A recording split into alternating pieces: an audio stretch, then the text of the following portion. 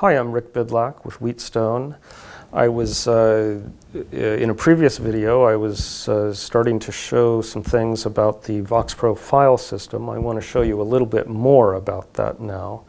What happens in the real world in a lot of radio stations is that users will go in and start moving files around. They'll discover where the VoxPro files are being kept, and they start deleting things. They drag files from one folder to another, and then they go into VoxPro and they don't see these files, or they start getting errors. So let's talk about why that is.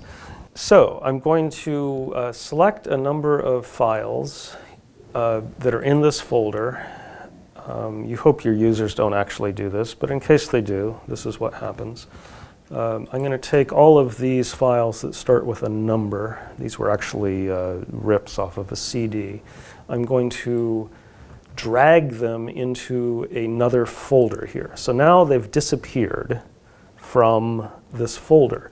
If I go to my default folder where they came from, I still see them listed here, but if I select one now, I get an error because the file in fact is not there. It still shows them in the list, but the files are not there. What do we do to fix this? Well, we go to the File menu. There's a command here called Rebuild File Database, and what that does is it looks at all the files that are actually in the folder, and it resynchronizes the file database for us. So I run that command. Those files are no longer here, so I'm no longer getting any errors when I try to open a file here. If I go to the folder where I put them, I'm not seeing them here either. I know I put them there, but I'm not seeing them, and that's because, once again, the file database is out of sync. So I can go again to the File menu, Rebuild File Database, and here they are.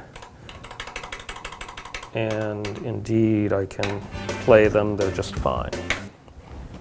So that's a little peek behind the VoxPro Filesystem. We'll show you a few more tricks of the trade in some other videos. They're all at voxpro.wheatstone.com. Check them out.